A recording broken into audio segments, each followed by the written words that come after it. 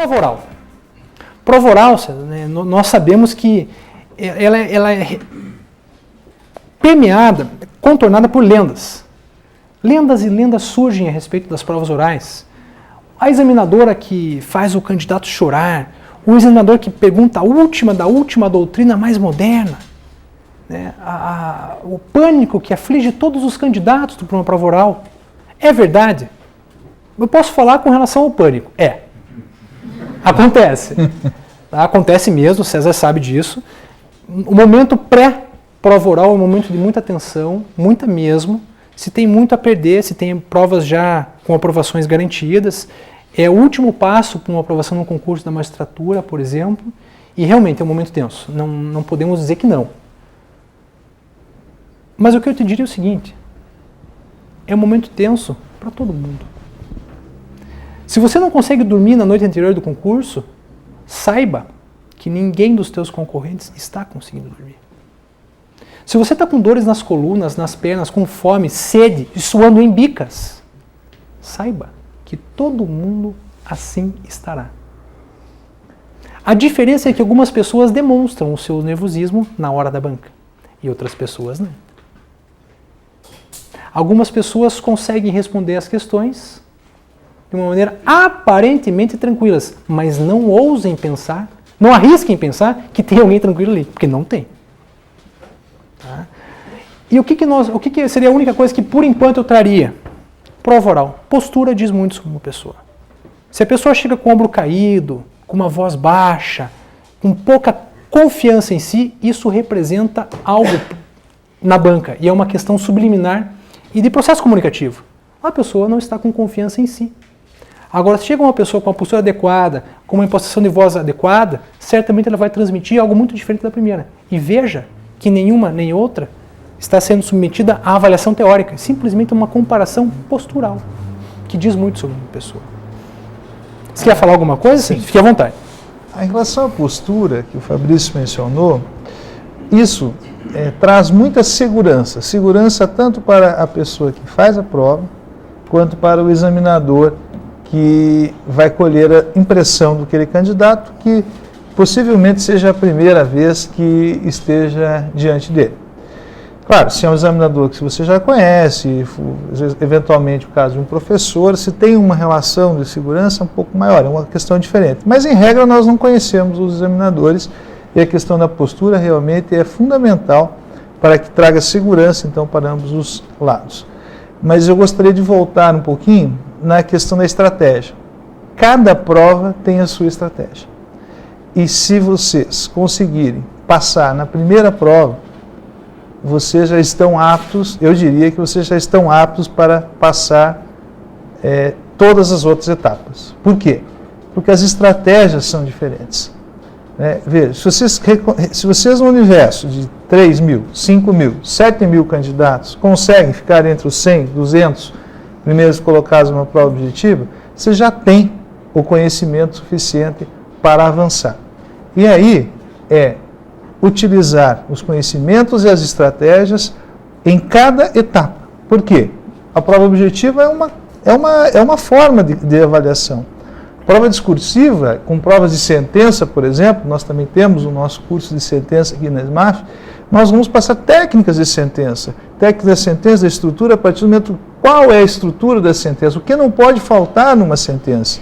Isso conta muito na avaliação. E não adianta ter só conhecimento, tem que ter a técnica da sentença numa prova discursiva.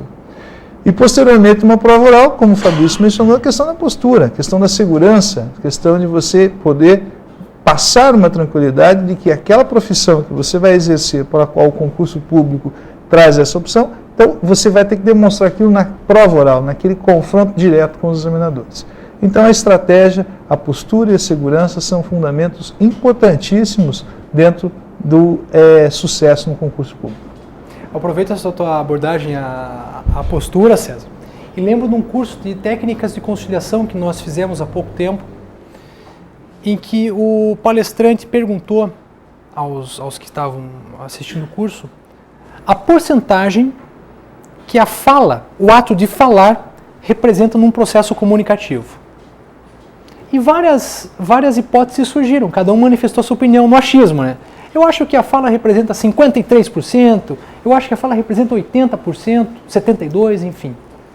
E a resposta, pasmem as senhoras e os senhores, a resposta foi que a fala corresponde a 7% do processo comunicativo. 7% do processo comunicativo. O resto tem a ver com postura e impostação de voz.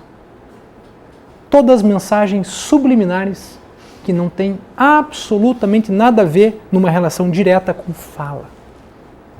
Com essas informações, dá para imaginar o que você consegue fazer em termos de mudança de postura para uma prova oral?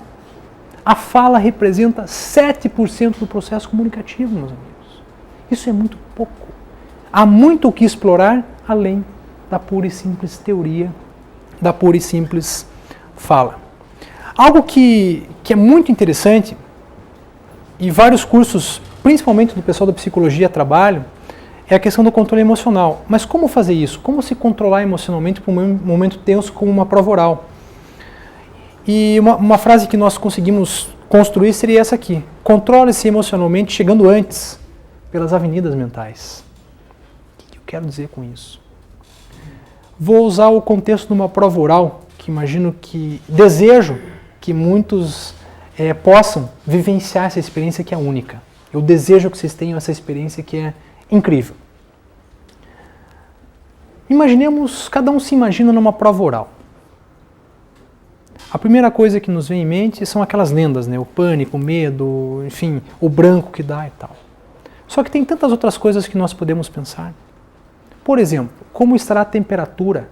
Qual a roupa que eu vestirei? Quem serão as pessoas que estarão lá? Aonde estarão essas pessoas? Eu vou estar com o microfone, não vou? Qual é a acústica do ambiente? Como eu faço para chegar lá? Como serão os examinadores? Quem são eles? Quais são as fotos dessas pessoas que eu posso colher na internet? Tudo isso, se você coletar esses dados antes, uma própria visita ao local de prova, por exemplo, no Tribunal Regional Federal da 4ª Região, as avaliações são feitas no plenário do tribunal em Porto Alegre.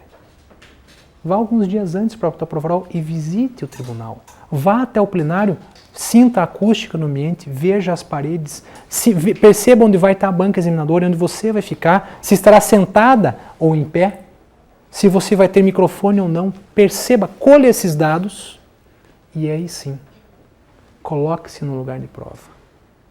Quando estiver no hotel, sozinho, sozinha, se imagine lá. Se vai estar com calor, vai. Mais que o normal? Sim. Os homens que estarão de terno vão suar? Vão. Mas ninguém precisa saber disso.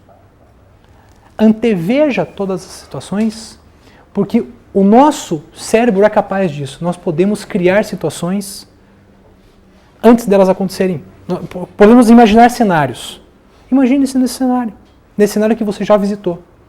E quando a realidade se aproximar, você vai perceber que, antevendo as situações, visitando, chegando antes pelas avenidas mentais, você previu algumas situações e pode antever algumas atitudes suas. O que fazer se eu ficar nervoso? O que fazer se eu quiser ir no banheiro? O que fazer se eu não souber a questão? Por exemplo, o que não fazer se eu não souber a questão? Muitas pessoas dizem sim e não. Não sei. Sei, esqueci.